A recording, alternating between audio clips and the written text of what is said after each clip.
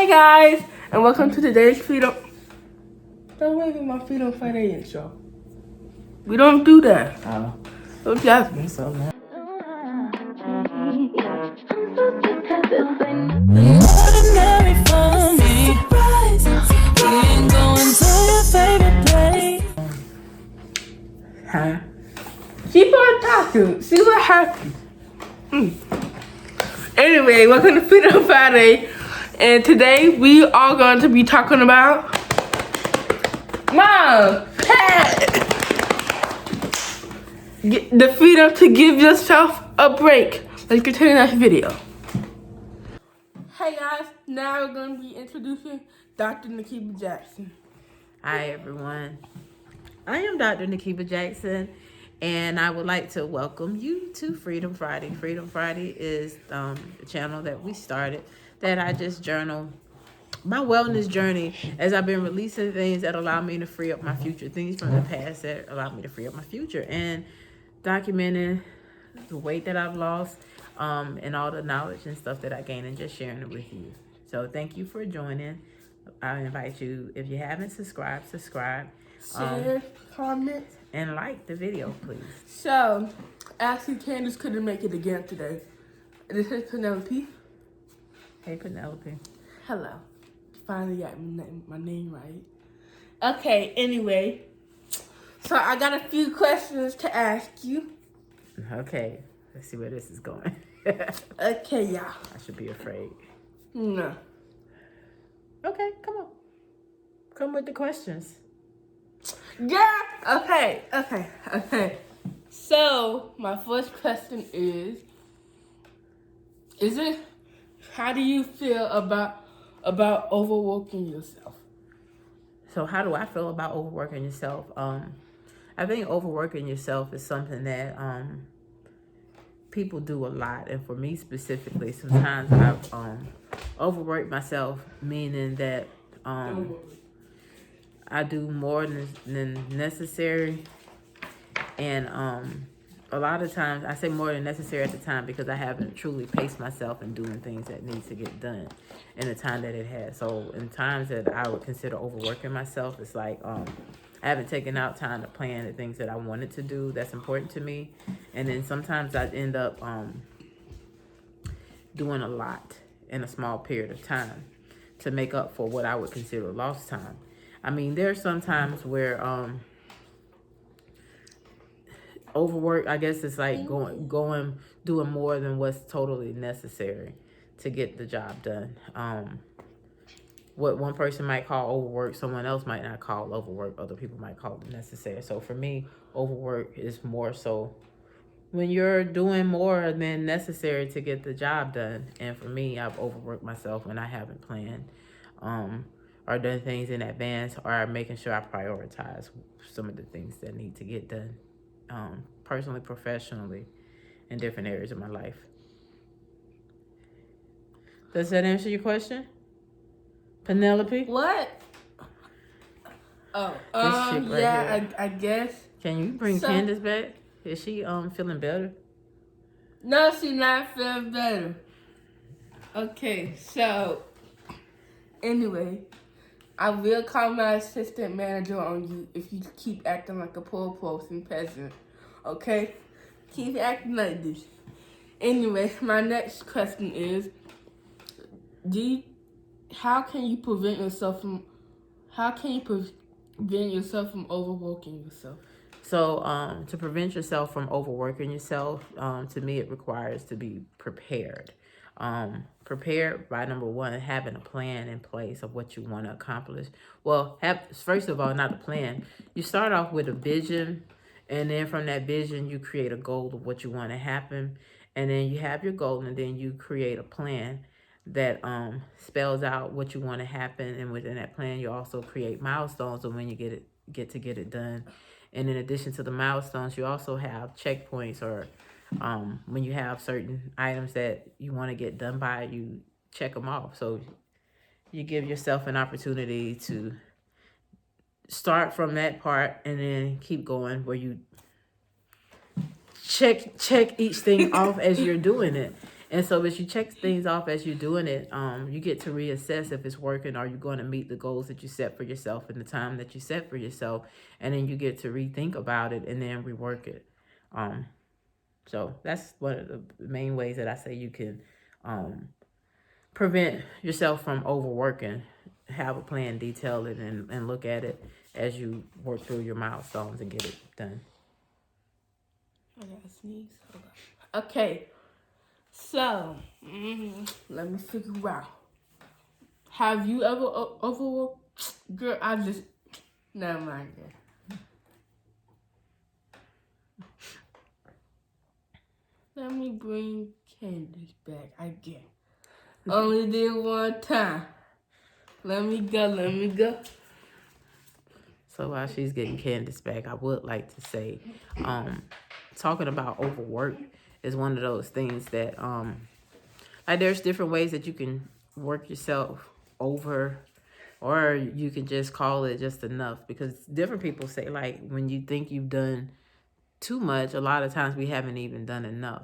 And so you get to take advantage of knowing who you are and engaging yourself with what you want to get done, making sure you get your things accomplished in the time that you want to, and weigh the pros and the cons associated with if you don't meet some of the guidelines that you set for yourself. And fitness, like some people might say Okay. I'm Candace Jackson. And hey girl, where you been? Dead. Anyway, I'm back because I love y'all so much. And I'm back from the dead.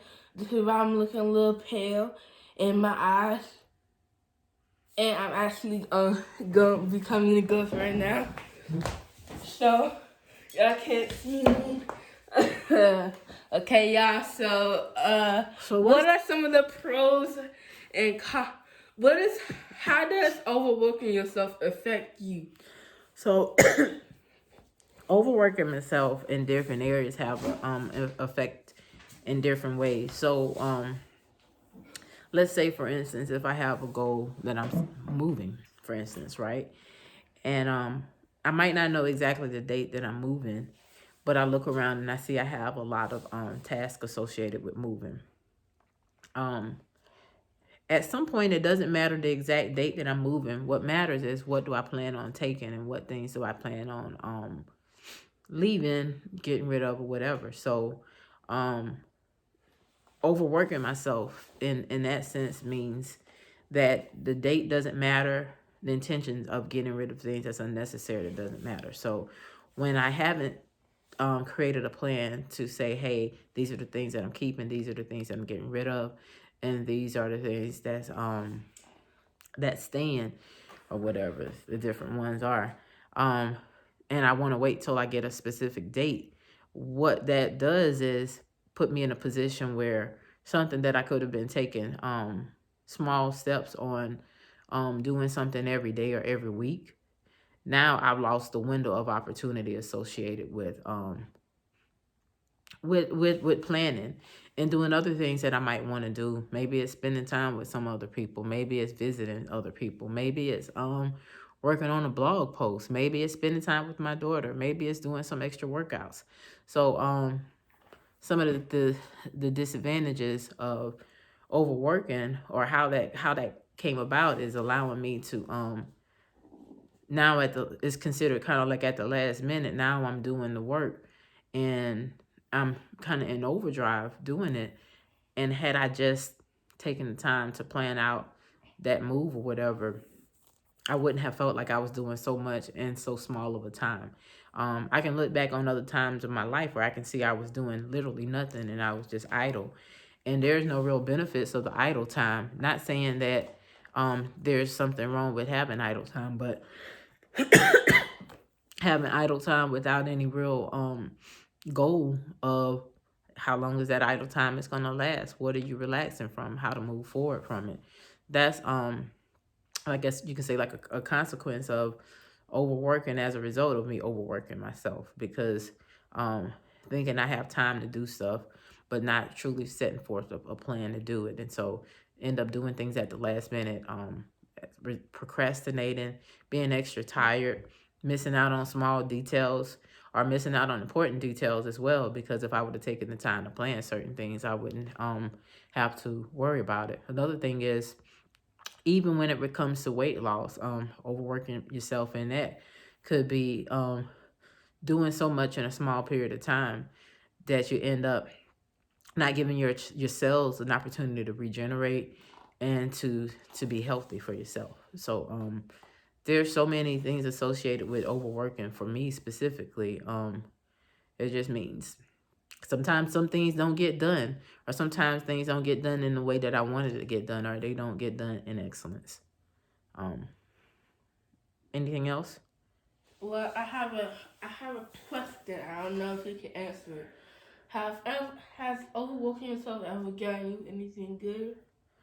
Um. So yes,